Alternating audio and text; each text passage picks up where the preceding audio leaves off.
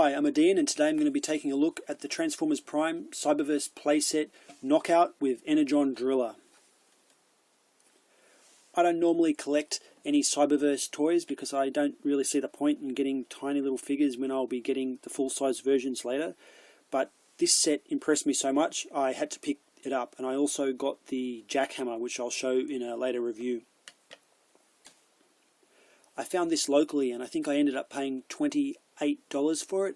I originally had it on order from BBTS for $55 I think for this and the jackhammer, but when I factored in shipping it was a better deal to get it locally, so I picked this up at Kmart.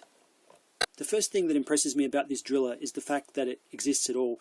When we saw this in the Transformers Prime cartoon, I never imagined that we'd get a cool toy that we can use as a playset. Some of the times when we get playset toys, they don't really have directly applicable play value, but in this case the driller is in quite a few episodes. I think at least 3 episodes, and most of the characters have some interaction with the driller. So out of all the things that they could pick as a playset, the Energon Driller is probably the most useful. I mean, who do we have interacting with it? We get Megatron, we get the kids, Bulkhead, Starscream, Viacons, Knockout. Everybody has something to do with the driller, so it's a really good choice for Hasbro to have picked this one. I guess the key feature of the driller, being that it is a driller, is the drill gimmick. So to activate that, we just put it back like this, and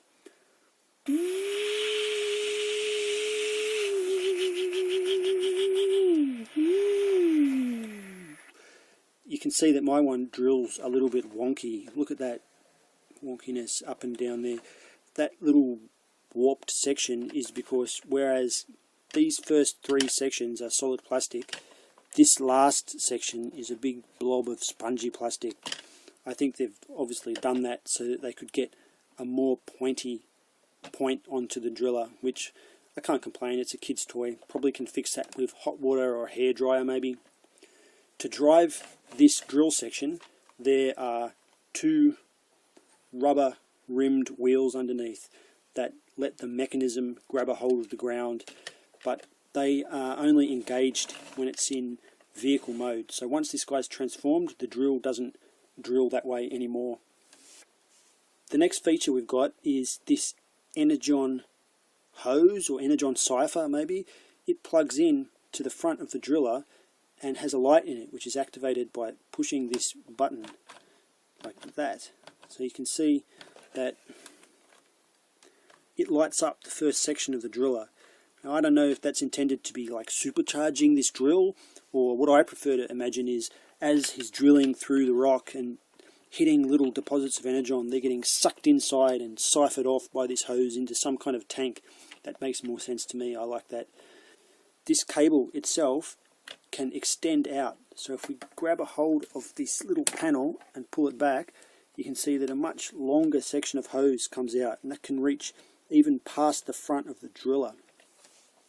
The cavity inside that was in is quite small, so if anything putting this hose at risk of breaking, I think it's the fact that it has to bend up so tightly to fit in this little cavity. It's pretty resilient to stretching, so if you take a close look here, you'll see that on the inside we've got a black and a red wire for the current to travel through, but apart from that there's this white braided cable to give it the tensile strength so kids can't yank the wire in half. That braided cable is tied around in a knot on a little peg inside the end of the hose itself, so it's pretty secure and isn't likely to come out. Once we've got it out, we can close the flap again, and there's a little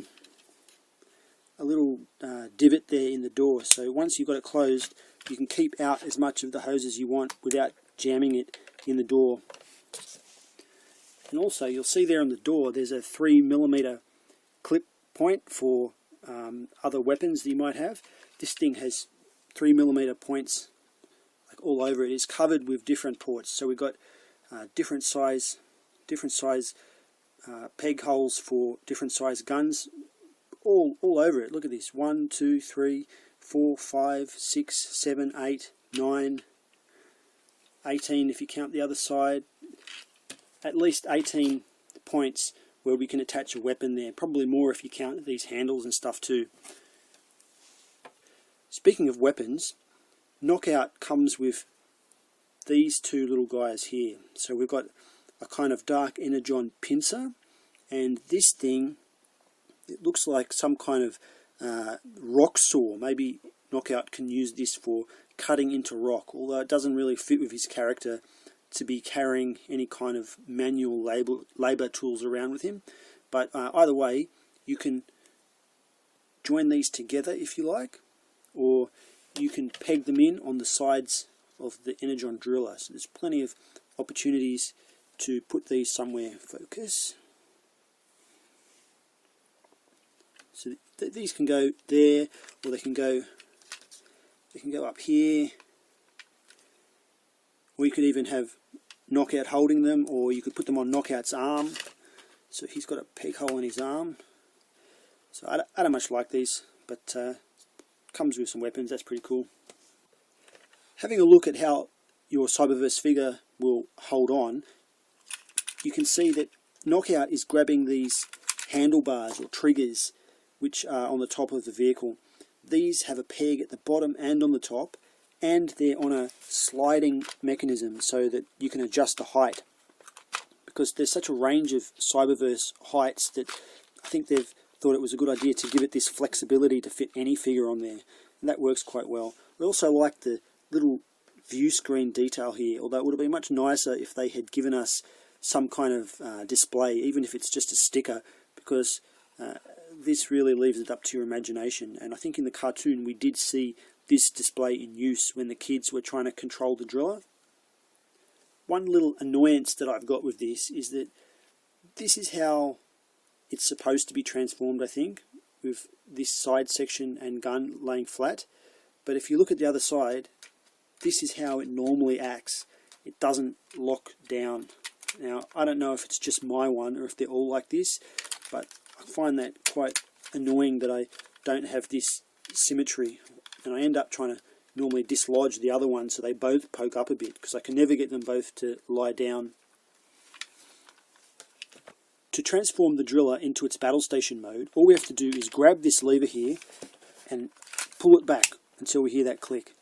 I think that last little click is important, because what it does is activate another gimmick in this button, but I'll show you that in a moment. After pulling back the button, all we have to do is bend these flaps and pull these handles down on both sides, and then we have a kind of rolling weapons platform. So I don't have any other figures to show on this, but I think if you have Cyberverse commanders, they can stand here and grab a hold of the handle of this cannon here. Cannon itself has a spring, and it's not bad.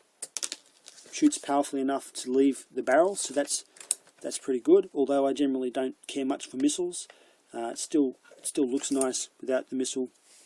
You can see on my one, I gave this to my daughter to play with, and she snapped off this piece. I think it just flung so fast on its spring that it hit something and snapped off. It's a bit disappointing for a kid's toy to break during that transformation. I can't blame her though. I did give it to her to play with.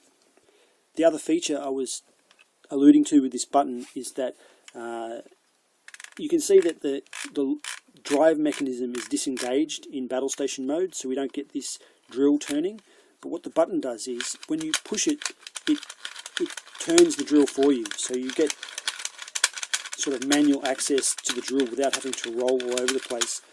In theory this is a good idea, but on my toy, quite often while I'm playing with it, this button locks or gets stuck in the downwards position, and then I have to open the little flap and grab a hold of it with my thumbs to pull it up. For some reason it's not doing it now. Oh, hang on. Yeah, exactly like that. So I'm lucky on that time it popped up, but quite often it'll really stick down the whole way and then it will never come up again, and that's pretty slack. I don't like that. Taking a look at Knockout, he seems a nice enough little figure. I don't normally see the point in getting small figures of toys that I'm going to get the big figure of, but he does have some merit. So the thing I think I like most about him is that he's shiny and doesn't have paint on his doors like the Deluxe does. It's hard for me to do a direct comparison between this guy and the Deluxe because I don't have the Deluxe in hand yet. But one thing I do notice straight off the bat is that his Decepticon symbol is not printed correctly. It's got a big blotch on it. I've hardly played with this, so I don't think I did that. It just hasn't been put on right. He does have some nice little chrome highlights in his lights and painted bumpers, painted thighs, and other little maroon details on the hood and the shins and the top of the roof, along with black windows. That's about it for him. I know some white paint on the face, and if you look really closely, there's pink on the eyes, which matches this Decepticon logo, but I don't think you can see it on camera here. To transform him, we bend up his legs the whole way, and then put them together, peg them together like that. Turning him around, we just fold this flap up to form the front of the car, and then we fold the whole body backwards, and you can see it almost automorphs the arms in, and if you don't make a mistake like I just did there, it'll go the whole way. So squeezing that together, it's as simple as that. The Energon weapons that I showed you before, or dark Energon weapons they might be, can peg onto any of these holes. So he's got the holes at the side and on the roof. So if he wanted, he could have these things in vehicle mode, although they look pretty stupid. I don't think anyone's really going to pose him that way.